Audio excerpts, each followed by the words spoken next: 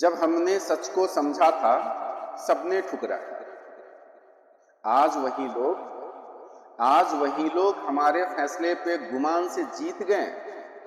बड़े शोर से जो हमने जीने की राह चुनी, अब उनकी जुबान पर हमारे नाम की मिसाल है। 23 नवंबर 2021 को जब मैंने फिलीपींस पे बात की थी कि फिलीपींस के एमबीबीएस अब इंडिया में वैलिड नहीं है, उस समय भी मुझे ट्रोल किया गया, मुझे गाली दिया गया और फाइनली फिलीपींस एमबीबीएस इंडिया में बैन हो गया। आने वाले समय में फिलीपींस गवर्नमेंट क्या चेंज कर रही है, क्या नहीं कर रही है, उस पर बातचीत करेंगे जब वैसा अपडेट आएगा। उसके साथ ही साथ मैंने फिर नेपाल पे बातचीत करना शुरू किया कि नेपाल में लाइसेंस टू प्रैक्टिस नहीं है। जब मैंने बोलना शुरू किया, वैसे ही फिलीपींस की तरह मुझे फिर ट्रोल किया गया, फिर मुझे गालियां दी गई और कमेंट बॉक्स गालियों से भर गया और तरह तरह के सवाल किए गए कि मैं किसी कंट्री का दलाल हूं, मैं कहीं के अपना प्रमोशन करता हूं और अपना प्रोडक्ट बेचने के लिए इस तरह के प्रोपेगेंडा में अपना रहा हूं। या फिर कुछ लोगों का यहाँ तक कहना था कि मैं अपने व्यूअर्स या अपने सब्सक्राइबर बढ़ाने के लिए इस तरह के वीडियो बनाते हैं, जिससे मेरा कोई सरोकार नहीं है। न मेरा सब्सक्राइबर से कोई सरोकार है, न मेरा कोई व्यूअर से सरोकार है। मेरा कंसर्न इतना है कि मेरा जो मैसेज है आप तक जाए और उससे आप तय कर सके कि आपको किस देश में जाके पढ़ना चाहिए और किस देश में नहीं पढ़ना चाहिए। जैसे जैसे मेरे पास इंफॉर्मेशन आ रहा है, अपडेट आ रहा है, मैं आप तक पहुंचाने का कोशिश कर रहा हूं और बस इतना चाहता हूं कि सब कुछ समझ के आप अब्रॉड में एमबीबीएस की पढ़ाई करें या एडमिशन लें। तो आज इस वीडियो में जो हम बातचीत करने जा रहे हैं वो नेपाल के ऊपर करने जा रहे हैं। किस तरीके से नेपाल मेडिकल काउंसिल ने 17 अक्टूबर 2024 को, जो मैं पिछले कई महीनों से बोलते आ रहा हूं कि नेपाल में foreign national including Indian student को लाइसेंस टू प्रैक्टिस नहीं मिल रहा है, उसको नेपाल मेडिकल काउंसिल ने 17 अक्टूबर 2024 को अप्रूव कर दिया। यस, नेपाल में लाइसेंस नहीं मिलता है। अब इसी सिलसिले में इस वीडियो पे बातचीत करेंगे। नमस्कार, मेरा नाम दीपेंद्र चौबे है और होप कंसल्टिंग के इस नए वीडियो में आपका बहुत बहुत स्वागत है। इस वीडियो की कहानी शुरू होती है 17 अक्टूबर सुबह 10:15 से।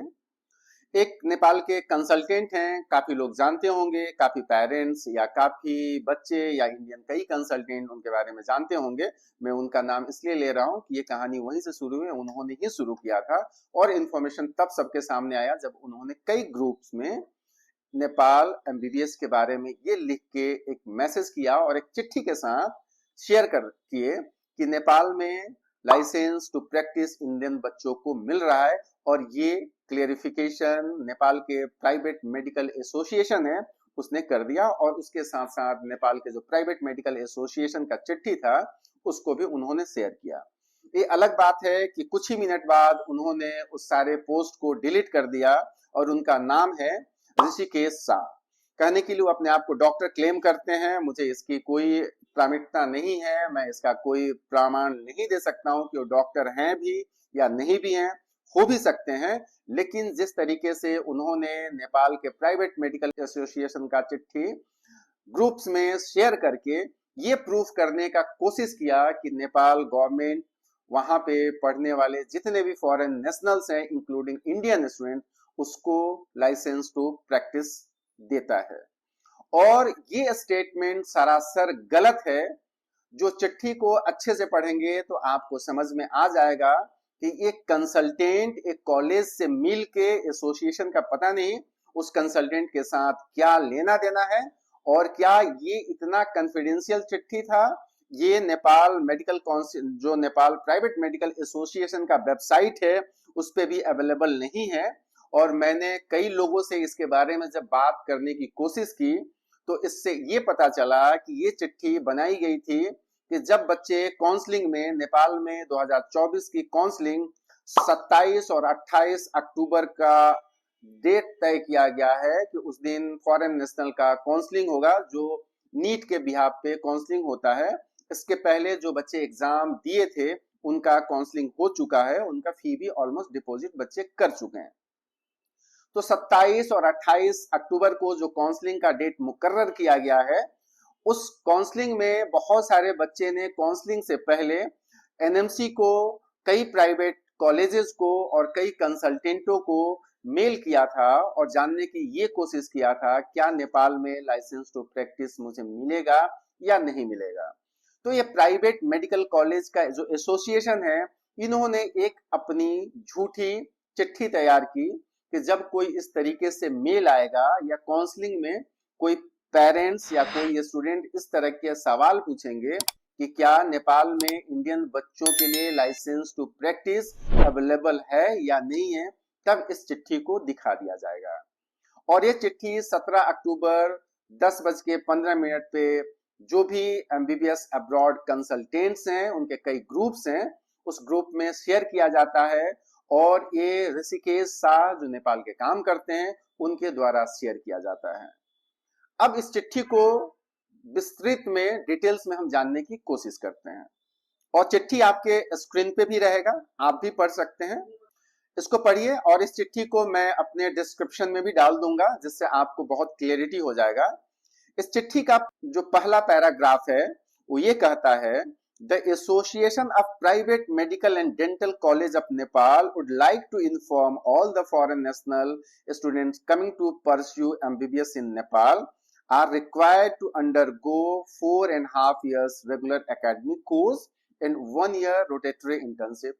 इस पैराग्राफ में कोई भी बात नई नहीं कही गई है। नेपाल के करिकुलम के हिसाब से 4.5 साल का वहां पे एमबीबीएस का कोर्स ड्यूरेशन है और 1 साल का रोटेटरी वहां पे इंटर्नशिप है। तो ये पहला पैराग्राफ में किसी तरह के कोई प्रॉब्लम नहीं है। दूसरा पैराग्राफ के कुछ ऐसे लाइन है जहां पे आपका ध्यान जाना चाहिए और तब इन आगे वाली जो चिट्ठी या लेटर के बारे में मैं बात करूंगा तब आपको और समझ में आ जाएगा।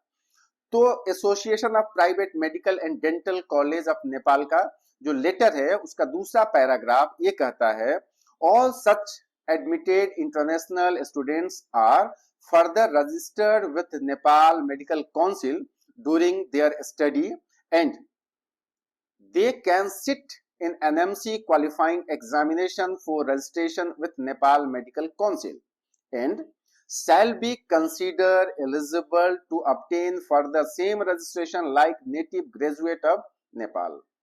सवाल दूसरे पैरा से शुरू हो रहा है। अब association of private medical and dental college of Nepal का जो ये लेटर है, ये किस एक्सपर्ट ने ड्राफ्ट किया था ये मुझे मालूम नहीं, या किन लोगों ने इसको ड्राफ्ट करवाया था ये भी मुझे मालूम नहीं। लेकिन जो दूसरा पैरा है वो ये कहता है कि जो भी इंटरनेशनल स्टूडेंट्स यहाँ पे पढ़ने आएंगे उनको यहाँ पे रजिस्ट्रेशन मिलेगा और वो जो नेपाल मेडिकल काउंसिल के द्वारा जो एग्जामिनेशन लिया जाता है उसमें भी वो एलिजिबल है बैठने के लिए। इस पूरी के सेकंड पैरा का जो सबसे महत्वपूर्ण लाइन है वो लाइन है, shall be considered eligible to obtain for the same registration like native graduate of Nepal। ये कैसे, जो वहां के association of private medical and dental college of Nepal है, ये कैसे लिख सकता है जो गवर्नमेंट के रूल्स में नहीं है, उसके बियॉन्ड जाके अपने लेटर में, ऑफिशियल लेटर में जिसको सर्कुलेट किया जाता है कि जो भी फॉरेन नेशनल को हम लाइसेंस देंगे उसको नेटिव ग्रेजुएट की तरह ट्रीट किया जाएगा। ये सरासर झूठ है और बच्चों को या पेरेंट्स को फंसाने और बहलाने के लिए ये लाइन लिखी गई है। इस पे चाहे तो कोई भी पेरेंट्स या कोई भी student association of private medical and dental college के जितने भी कमिटी मेंबर्स हैं, वो चाहे प्रेसिडेंट से लेके जो सिग्नेटरी बॉडी है वो सबको कोर्ट के अंदर ला सकता है, क्योंकि नेपाल में ऐसा कोई भी कानून नहीं है जो फॉरेन नेशनल को जो लाइसेंस दिया जाए नेटिव जो डॉक्टर्स है उसके तरह ट्रीट किया जाए। तो ये सरासर गलत है, ऐसी कोई व्यवस्था नहीं है और आपको नेपाल में लाइसेंस नहीं मिल रहा है। और ये चिट्ठी एक आपके सामने, आपके आंखों के सामने धूल झोंकने का काम कर रहा है, एक फरेब रचने का काम कर रहा है, एक फ्रॉडगिरी को दिखाने का काम कर रहा है जिसके आधार पे आपसे पैसे ले लिए जा सकें। एनएमसी नेपाल मेडिकल काउंसिल के एक लेटर का भी रेफरेंस दिया गया है जिसके ऊपर मैंने वीडियो बना दिया है बहुत पहले, उसको भी आप देख सकते हैं, मैं आपको लिंक शेयर कर दूंगा।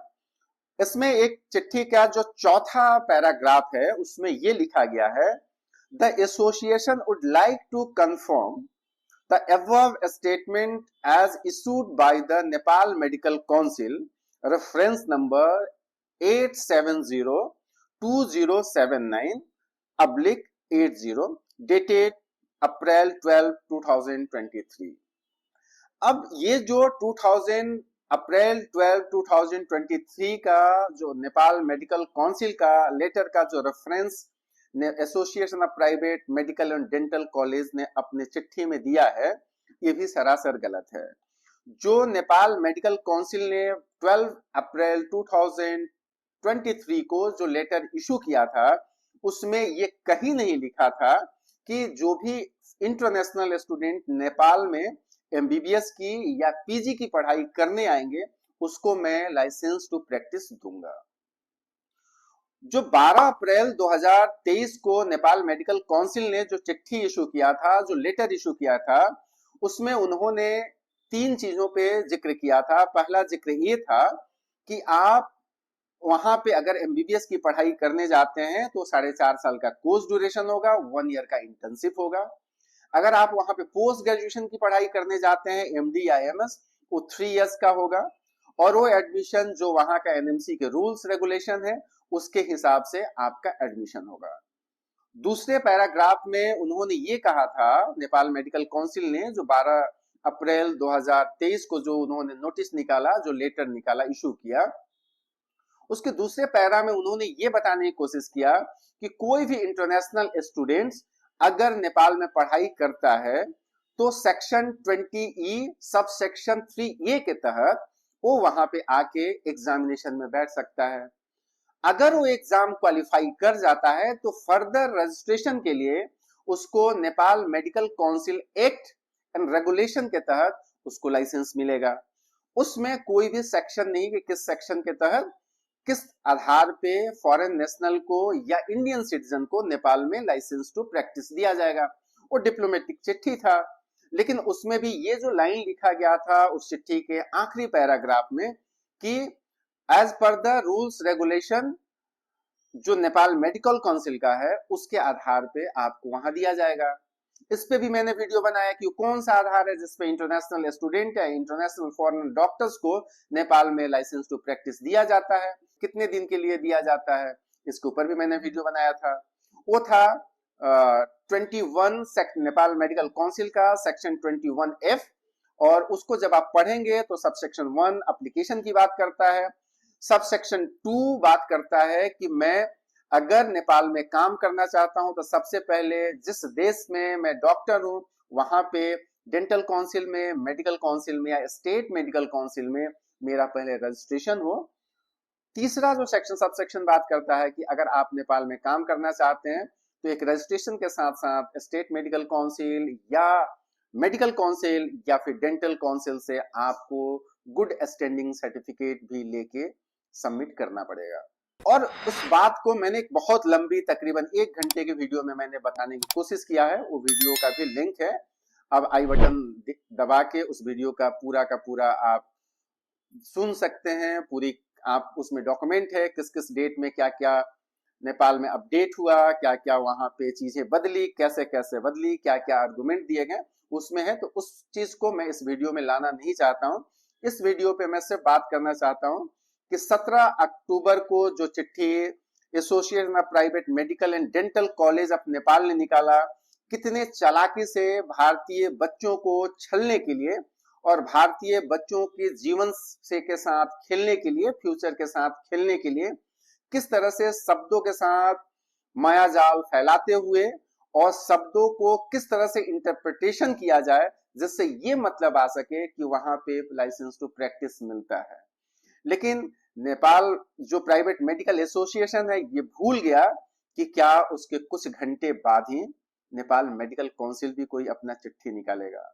जी हाँ, बात सही है कि जैसे ये चिट्ठी मार्केट में आती है, पब्लिक डोमेन में शेयर होता है, क्योंकि ये चिट्ठी बनाई गई थी कॉन्फिडेंशियली कि जो बच्चे मेल करेंगे या जो बच्चे 27 या 28 तारीख को काउंसलिंग में आएंगे, अगर ये सवाल पूछते हैं लाइसेंस टू प्रैक्टिस, तो उसको डिफेंस मैकेनिज्म के तौर पे इस चिट्ठी को यूज कैसे किया जाएगा, इसलिए इस चिट्ठी को बनाया गया था।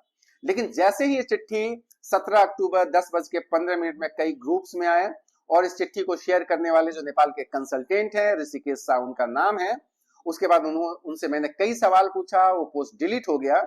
उसके बाद मैंने पूछा कि क्या आप चिट्ठी को डाल के आप क्या प्रूफ करना चाहते हैं, आप क्या बताना चाहते हैं, क्या ये चिट्ठी सच में इंडियन बच्चों को लाइसेंस टू प्रैक्टिस देता है, आपने डिलीट क्यों किया, किसके इशारे पे आपने इसको शेयर किया, आपको ये चिट्ठी किसने दिया, प्राइवेट मेडिकल एसोसिएशन से आपका किससे ताल्लुक है जो इतना कॉन्फिडेंशियल चिट्ठी को आपको दिया गया शेयर करने के लिए। उन्होंने कोई जवाब नहीं दिया और उनसे जो भी बातचीत मेरी ग्रुप में हुई है, जो सवाल मैंने पूछा है, उसका भी स्क्रीनशॉट आपको दिखने को स्क्रीन पे मिलेगा। तो ये जैसे चिट्ठी आता है association of private medical association of Nepal का, उसके मेरे ख्याल से ये चिट्ठी पहले से बना होगा, नेपाल मेडिकल काउंसिल को पता नहीं होगा, लेकिन 17 अक्टूबर को जैसे चिट्ठी मार्केट में आता है, हो सकता है कई लोगों ने इस चिट्ठी को एनएमसी को भी भेजा होगा, कई लोगों ने इस चिट्ठी को इंडियन एम्बेसी को भी भेजा होगा। उसके कुछ ही देर बाद आप इतनी जल्दीबाजी में नेपाल मेडिकल काउंसिल, मुझे लगता है कि 2 से ढाई घंटे के अंदर में नेपाल मेडिकल काउंसिल ने एक अपना नोटिफिकेशन जारी किया और ये नोटिफिकेशन जो वहां के रजिस्ट्रार हैं उन्होंने जारी किया और उनका नाम है डॉक्टर सतीश कुमार देव। और मैं डॉक्टर सतीश कुमार देव साहब को बहुत बहुत बधाई देता हूं कि इतनी चौकन्ने होके और इतनी बेबाकी से अपना पक्ष रखा और जिस तरीके से नेपाल मेडिकल काउंसिल की बदनामी इंडिया में हो रही थी कि नेपाल मेडिकल काउंसिल किसी बच्चे का जवाब नहीं देता है और कभी फोन करने के बाद फोन नहीं उठता है और लाइसेंस टू प्रैक्टिस के बारे में नेपाल मेडिकल काउंसिल के वेबसाइट पे कुछ भी नहीं रखा गया है और हर चिट्ठी को कंसल्टेंट दिखाते हैं बच्चों को और पेरेंट्स को। इसको दरकिनार करते हुए मेरे ख्याल से 12 से 1 बजे दिन में जो रजिस्ट्रार हैं डॉक्टर सतीश कुमार देव, उन्होंने एकदम बेवाकीपन से एक नोटिफिकेशन जारी किया जो आज भी नेपाल मेडिकल काउंसिल के वेबसाइट पे है और वो नोटिस आपको ये क्लियर कर देता है। और मेरा जो पिछले वीडियो है जो मैं बार बार बोलते आया हूं कि नेपाल में किसी भी international student including Indian student को वहां पे लाइसेंस टू प्रैक्टिस नहीं मिल रहा है। इंटरनेशनल स्टूडेंट का अगर लाइसेंस वहां पे है तो सेक्शन 21F के तहत है और उस सेक्शन 21F ये बोलता है कि पहले आप अपने नेटिव कंट्री में रजिस्टर्ड हो जाएं, उसका रजिस्ट्रेशन की कॉपी और उस काउंसिल से गुड स्टैंडिंग सर्टिफिकेट अगर आप जब तक नहीं मुझे देंगे तब तक यहाँ पे 1 साल के लिए जो टेम्पोररी रजिस्ट्रेशन आपका होता है वो मैं नहीं दूंगा। तो रजिस्ट्रेशन की प्रक्रिया 21F है जो फॉरेन डॉक्टर रजिस्ट्रेशन कैटेगरी में आता है और इस बात को उन्होंने बहुत बेबाकी से जो नोटिफिकेशन निकाला उस नोटिफिकेशन को भी मैं पढ़ता हूं और इस नोटिफिकेशन को आपको बार बार पढ़ना चाहिए। और इस नोटिफिकेशन के 2 चीज महत्वपूर्ण है जिसको पेरेंट्स को ढूंढना चाहिए। पहला सेक्शन 21F क्या है, 21F का सेक्शन सबसेक्शन 1, सबसेक्शन 2 और सबसेक्शन 3, ये 3 सेक्शन को आपको जरूर पढ़ना चाहिए। ये गूगल पे नेपाल मेडिकल काउंसिल के रूल्स रेगुलेशन अवेलेबल है और ऐसे में सेक्शन 21F का भी स्क्रीनशॉट आपको मैं स्क्रीन पे दिखाता हूं। उसके सेक्शन सबसेक्शन 1, सबसेक्शन 2 और सबसेक्शन 3 पढ़िए, आपको क्लियर हो जाएगा कि जितने भी वहां के मेडिकल कॉलेज के प्रिंसिपल, डायरेक्टर या डीन या सो कॉल्ड कंसल्टेंट जो इंडियन बच्चों को नेपाल में ले जाके उनके पैसे के साथ साथ उनके भविष्य को बर्बाद करने पे तुले हुए हैं, जो कंसल्टेंट को ये भी पता नहीं है कि एफएमजीएल क्या है। 2021 में नेशनल मेडिकल कमीशन ने एफएमजीएल 2021 को निकाला, उसमें क्या क्या सेक्शन है और वो सेक्शन फॉरेन में पढ़ने वाले इंडियन बच्चों के बारे में क्या बात करता है। वही कंसल्टेंट आज ग्रुप में इस मैसेज को और नेपाल मेडिकल इस प्राइवेट मेडिकल एसोसिएशन के चिट्ठी को डाल के ये लिखता है कि वहां पे लाइसेंस टू प्रैक्टिस अवेलेबल है। इस चिट्ठी पे नेपाल मेडिकल काउंसिल का जो नोटिफिकेशन है, जो लेटर है, इस पे आने से पहले 2 चीज मैं और बता दूं कि नेपाल में जो काउंसिल है, जो ऑथराइज्ड काउंसिल है या बॉडी है जो लाइसेंस देने का जिसके पास पावर है, वो मिनिस्ट्री ऑफ हेल्थ के तहत आता है और नेपाल मेडिकल काउंसिल एक ऑटोनोमस बॉडी है जिसके पास ये राइट है कि किसको लाइसेंस देना है, किसको लाइसेंस नहीं देना है और उनका अपना एक एक्ट है, रेगुलेशन है जिसके आधार पे नेपाल मेडिकल काउंसिल काम करता है। उसके पहले प्राइवेट मेडिकल एसोसिएशन का चिट्ठी डाल के ग्रुप में शेयर करके पेरेंट्स के पास मेल करके पेरेंट्स के पास व्हाट्सएप करके ये बताना कि नेपाल में लाइसेंस टू प्रैक्टिस शुरू हो गया और नेपाल में लाइसेंस टू प्रैक्टिस इंडियन बच्चों को मिलेगा। और इसका क्लेरिफिकेशन, इसको क्लेरिफाई कौन करता है? नेपाल का प्राइवेट मेडिकल एसोसिएशन।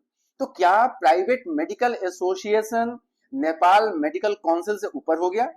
क्या प्राइवेट मेडिकल एसोसिएशन की इतनी गुंडई है कि हेल्थ मिनिस्ट्री से ऊपर जाके अपना चिट्ठी इशू कर रहा है? उसी के जवाब में 2 से 2.5 घंटे के अंदर नेपाल मेडिकल काउंसिल अपना चिट्ठी निकालता है। और यह चिट्ठी नेपाल मेडिकल काउंसिल के वेबसाइट पे है। आप जैसे इस वेबसाइट को लॉगिन करेंगे, जैसे इस वेबसाइट को आप खोलेंगे, पॉपअप करते हुए दिखेगा।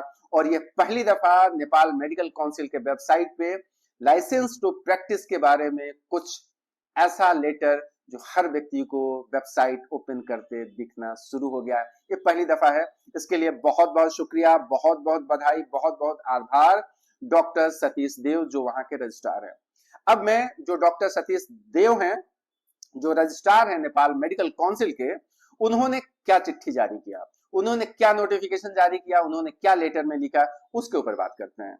और यह लेटर जब आप पढ़ेंगे तो आपको बहुत क्लियर हो जाएगा कि नेपाल में लाइसेंस टू प्रैक्टिस नहीं है। ये भी 17 अक्टूबर 2024 का है। सुबह 10 बजे वहां के प्राइवेट मेडिकल एसोसिएशन का चिट्ठी आता है और 12 से 1 बजे के बीच में ये नेपाल मेडिकल काउंसिल अपना लेटर इशू करता है।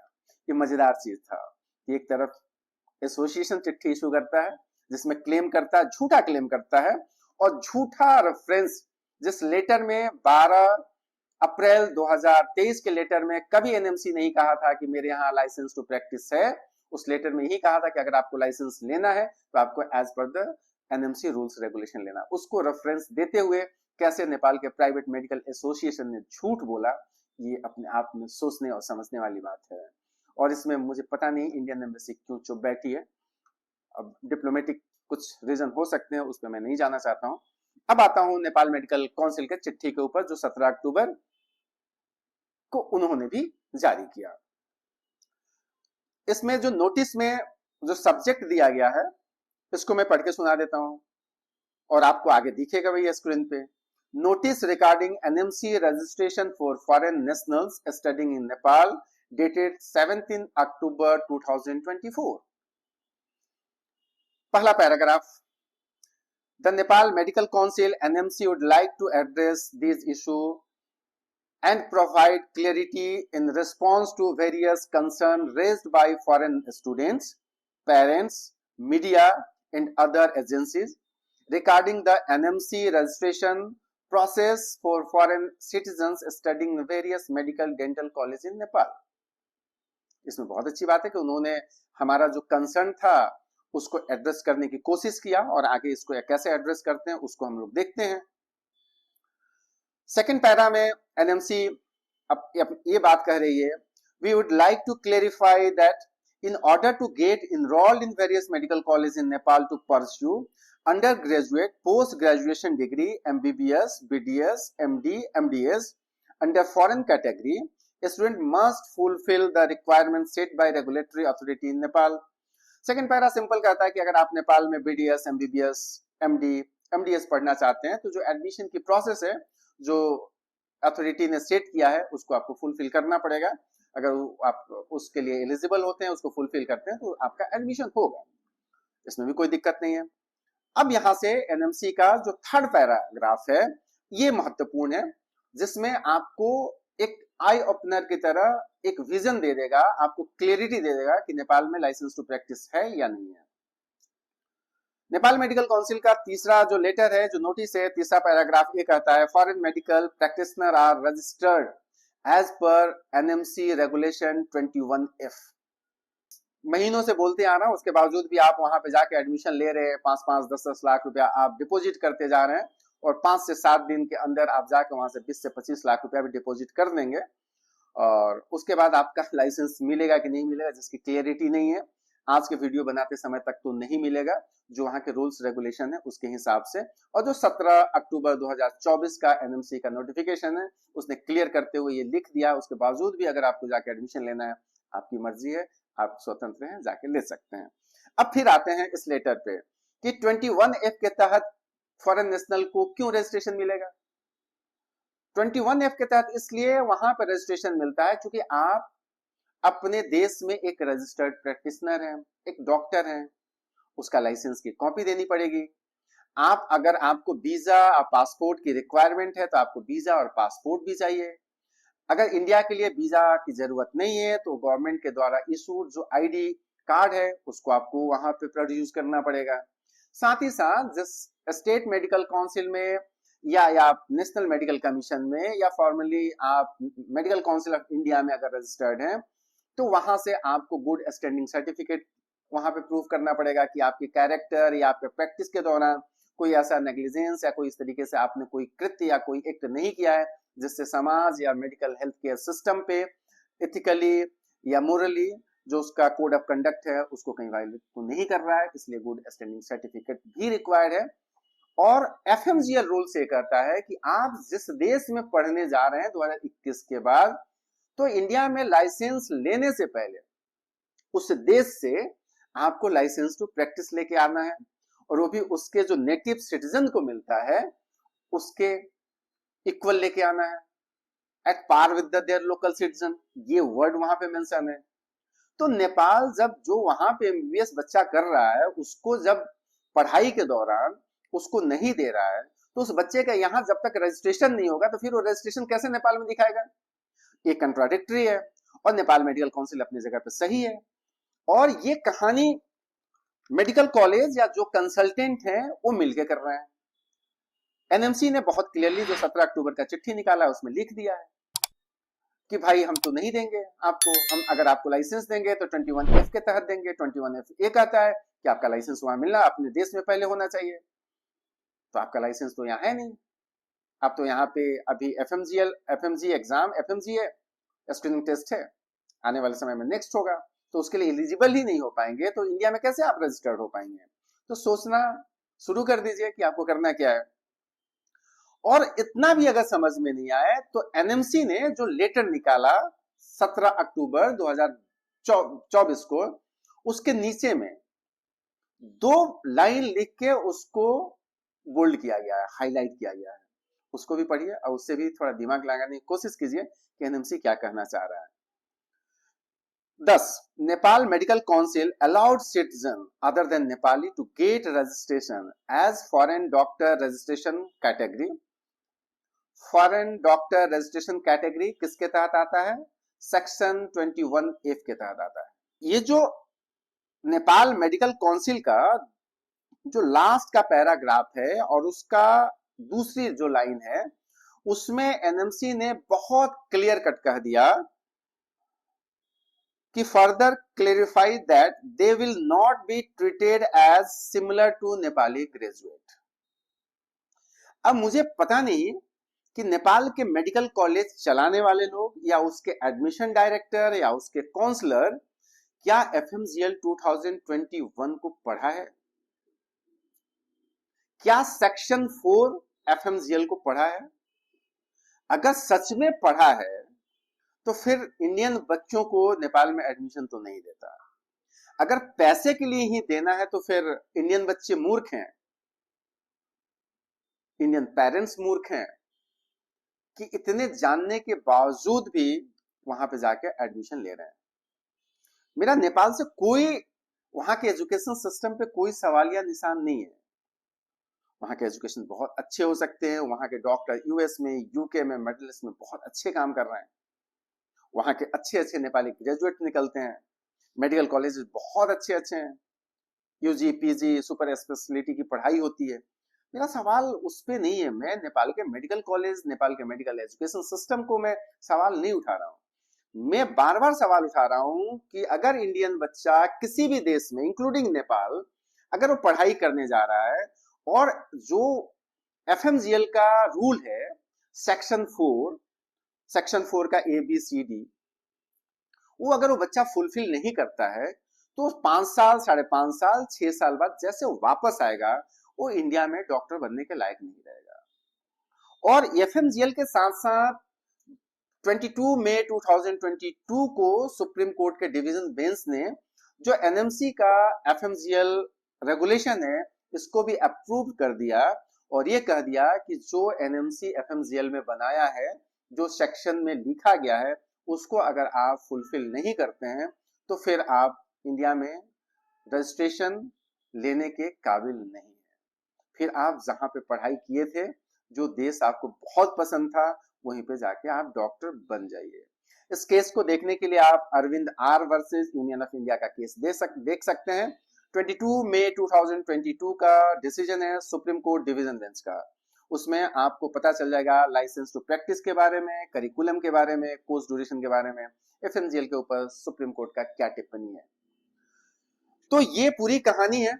अब आपको तय ये करना है, और साथ ही साथ ये भी आप देखने की कोशिश कीजिए कि जो 12 अप्रैल का जो लेटर का 17 अगस्त के जो association of private medical college ने जो रेफरेंस दिया है, उस लेटर को भी मैं स्क्रीन पे रख देता हूं, इसको भी मैं अपने डिस्क्रिप्शन बॉक्स में रख देता हूं। तो तीनों चिट्ठी को आप एक साथ अगर पढ़ाई करते हैं तो आपको पता चल जाएगा कि कैसे वहां के प्राइवेट मेडिकल एसोसिएशन आपके साथ, मेरे साथ खेल कर रहा है। तय आपको करना है। मेरा मकसद ये है कि मुझे किसी कंट्री को प्रमोट या किसी कंट्री को डिमोट करने का कोशिश नहीं है।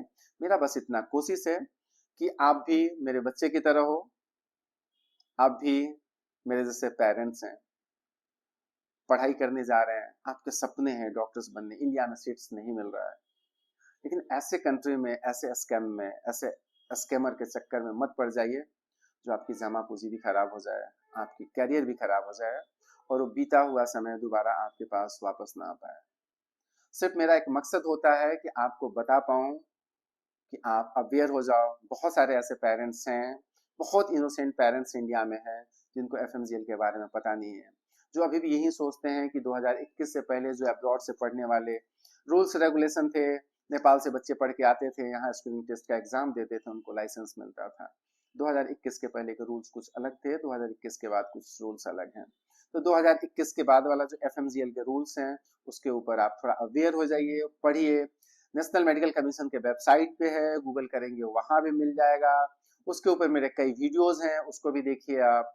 और आगे कई ऐसे कंट्री आने वाले हैं जो इस नेपाल की तरह ही अलग अलग गलत गलत चिट्ठी दिखा दिखा के, कोई जूनियर डॉक्टर के नाम पे, तो कोई 9 साल के रजिस्ट्रेशन को 6 साल में बता के अलग अलग देशों के बारे में बच्चे भेज रहे हैं। अलग बात है कि मेडिकल एक हमारे साउथ ईस्ट एशिया में नोबेल प्रोफेशन के तौर पे माना जाता है, और इस नोबेल प्रोफेशन को करने के लिए किस तरीके से पेरेंट्स से लेके बच्चे सालों सालों मेहनत कर रहे हैं। पेरेंट्स अपनी जमा पूंजी सेविंग्स में डाल रहे हैं, अपनी ज्वेलरी बेच रहे हैं, अपनी लैंड बेच रहे हैं, अपने घर में रखे हुए मवेशियों को बेच रहे हैं। और उसके बाद सुनिए और सोचिए कि अगर वो बच्चा पढ़ाई करके आता है और उसको एफएमजीएल के तहत उसका डिग्री वैलिड नहीं होता है, तो उस पेरेंट्स के ऊपर और उस बच्चे के ऊपर क्या बीतेगी। आप वहां पे एक बार खड़े होकर खुद सोचिए, तय कीजिए क्या सच में ऐसे कंट्री में जाके पढ़ना चाहिए, ऐसे कंसल्टेंटों के बात में भरोसा करना चाहिए जिसको न रूल्स पता है, न जिसको एफएमजीएल पता है, न वहां के गवर्नमेंट का एक्ट पता है, और आपको झूठी बातों में फंसा के अलग अलग पेपर दिखा के आपको ये बताया जा रहा है कि लाइसेंस टू प्रैक्टिस है। ये चाहे नेपाल हो, चाहे जॉर्जिया हो। आने वाले एपिसोड में जॉर्जिया के कुछ डॉक्यूमेंट के साथ बात करते हैं। और फिर मैं आखिरी रिक्वेस्ट, एक मैसेज पेरेंट्स और जो स्टूडेंट नेपाल में 27 तारीख को जो काउंसलिंग शुरू होने वाला है, मेरे ख्याल से नेपाल में जहां तक मेरे पास अनऑफिशियली खबरें हैं या इंफॉर्मेशन है, नेपाल के जो 558 आसपास जो सीट्स है, इसमें मेरे ख्याल से 300 भी बच्चे फुल नहीं होने जा रहे हैं। हो सकता है जो 27, 28 जो काउंसलिंग का डेट है, सेकंड काउंसलिंग का डेट है, जो नीट के बिहाफ पे वहां पे एडमिशन होगा, इसका डेट कहीं एक्सटेंड ना हो जाए, क्योंकि उनके पास अब जिस तरीके से एडमिशन कैंसलेशन हो रहे हैं, वो भी डरे हुए हैं कि क्या उनके कॉलेज में बच्चे पढ़ेंगे या नहीं पढ़ेंगे। और दूसरी चीज आपको ये भी समझना पड़ेगा कि कई ऐसे कंसल्टेंट हैं जिसके साथ कॉलेज मिलकर भी कंसल्टेंसी खोल के रखा हुआ है। तो कॉलेज जब कंसल्टेंट बन जाता है, कॉलेज ही जब कंसल्टेंसी खोल लेता है, तो आप समझ लीजिए कि आपका भविष्य कहाँ है। कॉलेज का काम है पढ़ाना, कॉलेज का काम है ट्रेनिंग देना, कॉलेज का काम है आपको ट्रेन करना, न कि गलत काउंसलिंग करना और गलत ट्रैप में फंसा के पैसे ऐंठना। तीसरी अपडेट आने वाले दिन में मैं दूंगा। कई बच्चों ने इंडियन एम्बेसी में एक कंप्लेन दिया है कि नेपाल में कई ऐसे मेडिकल कॉलेज हैं जो बच्चे सालों दर साल फेल होते जा रहे हैं और उसके बावजूद भी उनसे पूरी साल की फी ली जा रही है। इसमें इंडियन एम्बेसी का क्या रिस्पॉन्स आता है, इंडियन एम्बेसी का क्या जवाब आता है, इंडियन एम्बेसी क्या वहाँ के हेल्थ मिनिस्ट्री से या वहाँ के कॉलेजों से बातचीत करती है। कॉलेज से तो इंडियन एम्बेसी नहीं बातचीत कर सकती, जब भी बात करेगी एक डिप्लोमेटिक मिशन है, डिप्लोमेटिक चैनल के तहत ही बात करेगी। देखना ये जरूरी है कि इंडियन एम्बेसी के पास जो कंप्लेंट्स पड़े हुए हैं उसमें इंडियन एम्बेसी का क्या अपना रुख रहता है और क्या अपना जवाब रहता है।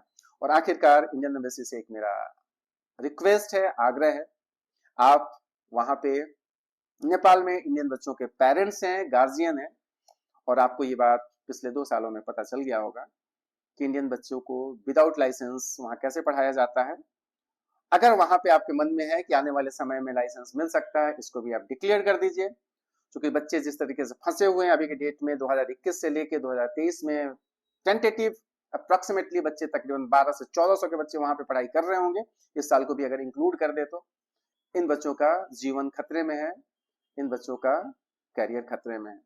तो आपसे एक आग्रह है, गुजारिश है कि आप एक एडवाइजरी जिस तरीके से आपने 2020 या 19 में जारी किया था, उस समय एफएमजीएल नहीं था। एफएमजीएल आने के बाद ऐसे आपको कई मेल किए गए हैं, कई आरटीआई किए गए हैं, कोई जवाब नहीं आया। लेकिन फिर भी मैं चाहता हूं, आप लोग बहुत विद्वान लोग हैं, बहुत डिप्लोमेटिक लोग हैं और बहुत समझदार लोग हैं। हम लोग जैसे छोटे लोग आपसे आग्रह ही कर सकता है कि बच्चों के लिए थोड़ा आगे बढ़िए, 2 कदम आगे बढ़ाइए और क्या सच्चाई है, क्या हकीकत है, एक एडवाइजरी जरूर जारी कीजिए। तो ये बस इतना ही था। 17 अक्टूबर के 2 चिट्ठी थी जो अपने आप में कंट्राडिक्टरी थी, और इस चिट्ठी पे जो सबसे वैलिड पॉइंट है, जिसको वैलिड माना जाएगा, वो नेपाल मेडिकल काउंसिल का है। जो नेपाल मेडिकल काउंसिल ये कह दे रहा है कि आपको लाइसेंस टू प्रैक्टिस नहीं मिलेगा। आपने इस वीडियो को देखा, अच्छा लगा हो शेयर कीजिए, लाइक कीजिए, सब्सक्राइब कीजिए, और आगे किस टॉपिक पे आपको सुनना है आप मुझे जरूर बताइए। मैं डॉक्यूमेंट्स एविडेंस के साथ उस पर बात करूंगा और आप तक ये सूचनाएं पहुंचाने जारी रखूंगा। बहुत बहुत शुक्रिया, थैंक यू। अगर पहली दफा इस चैनल पे हैं तो इसको सब्सक्राइब कर दीजिए, थोड़ा सपोर्ट कर दीजिए, जिससे आप तक इस तरह की खबरें पहुंचते रहें। शुक्रिया, थैंक यू।